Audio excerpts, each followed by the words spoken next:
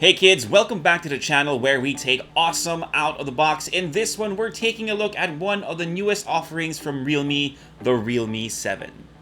There's definitely plenty to like about this device, like its new Helio G95 processor among other things, and as an early verdict, the team and I think that this could possibly give its competition a run for their money. Now, before you go all keyboard warrior on us, relax. Those are just our first impressions. So now let's take a look at what this phone has to offer. But first, let me show you what comes inside the box. Quick disclaimer, this went to the editorial team on the website, so this is not a fresh unboxing, so I'll just show you everything you'll get. First, of course, you have the phone itself. This is the Realme 7 in the Mist Blue colorway, and it's also available in Mist White, just in case this doesn't float your boat. Everything else is pretty much what we've come to expect from the documentation. A frosted jelly case, that's a bit of a disappointment since it will dull the color of the phone. The USB-C cable, and of course, the 30-watt dart charger. So before we get to the phone itself, one thing you should know is that we don't have the price for the Realme 7 just yet. As always, they're being super secretive about it, and we'll know for sure when the phone launches or when someone leaks it to the public.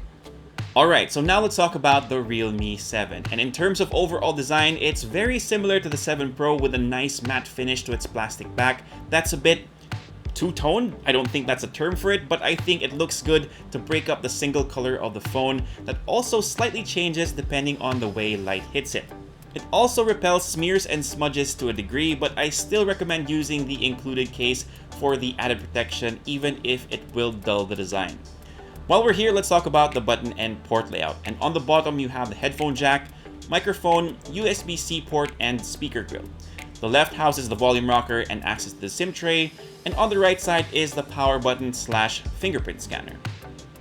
Now, one thing that the Realme 7 carries on from its previous version is its display, and that's not necessarily a bad thing. As a recap, it has a 6.5-inch Full HD Plus IPS LCD display with a refresh rate of 90Hz that you can turn down to 60 in case you want to save a bit of battery. And I don't know if my eyes are just playing tricks on me, but the colors on the display of the Realme 7 look a bit more vibrant than usual. Now, I'm not saying that it's AMOLED levels, the contrast is a dead giveaway, but it does have a bit more pop to it. Personally, I would still spend the extra money on the Realme 7 Pro to get the AMOLED panel, but again, that's just me. By the way, it also has TUV Rhineland certification, so when you have eye comfort mode turned on, it should reduce eye fatigue, which is good to hear since I know a lot of you might still be looking for a device to keep you company while we're riding out this quarantine for work, for studying, or playing Among Us maybe. And if you do need to go out, Realme has advertised the display on the Realme 7 to have 480 nits of brightness, so technically you should be able to use this outdoors with no problems, but we'll have to see in our full review. By the way, it's also protected by Gorilla Glass 3. The main highlight, or at least the main thing that's a huge change for the Realme 7 from the Realme 6, is its new processor from MediaTek. The 7 is the first device in the world to have a Helio G95 under the hood, which they've paired with 8GB of RAM and 128GB of expandable storage.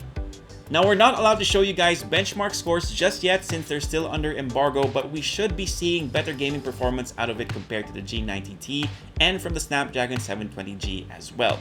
We'll make sure to have a chart up for you guys so you can see how it stacks up against the competition. My initial experience has been pretty good though, with a quick gaming session I've tried on this device, providing a smooth experience without any noticeable frame rate drops. Now, another major talking point for the 7 are its cameras. You're getting a quad camera setup on the back and a 16-megapixel front camera tucked in the punch hole for your selfie taking needs. The shooters on the back consist of a 64-megapixel main camera with a Sony IMX682 sensor and an aperture of f1.8. There's an 8-megapixel ultra-wide, 2-megapixel macro, and lastly, a 2-megapixel black and white portrait lens. It's essentially the same setup as the Realme 7 Pro, so if you're looking for a smartphone primarily for the cameras, this might be the better choice. Check out some of our camera samples so far.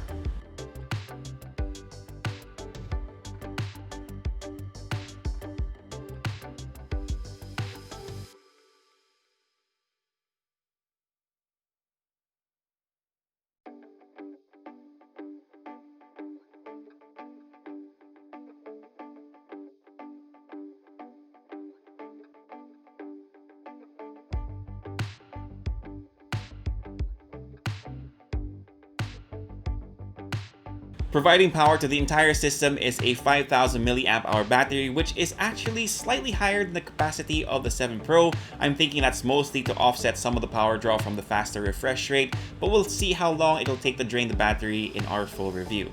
You are getting support for 30-watt dart charge though, which isn't as crazy as the 65 watts on the Pro, but that's still pretty good. Just remember guys, this is just preliminary stuff, our first impressions if you will, so if you want something more in-depth, make sure you check back in the next few days for our full review if you want to make a better buying decision, especially since we'll have the price by then. And that pretty much does it for this video about the Realme 7. There's definitely more testing to be done, especially with how the Helio G95 handles my usual workload. But all in all, like I said earlier, this could potentially be a great contender in the mid-range segment, but it will all depend on how much the price tag will be. As always, thank you so much for dropping by and spending a few minutes with me. I know I say it a lot, but I really do, guys. And if you're new here, consider subbing to the channel and hitting that notification bell so you know when our content comes up. If you have any questions, leave them down below and I'll try to get to them as soon as I can. For all the latest tech news and gadget reviews, head to unbox.ph. Plus, follow us on Facebook and on Instagram. My name is Tito James. Peace, God bless, see you guys next time, and of course, stay safe out there, kids.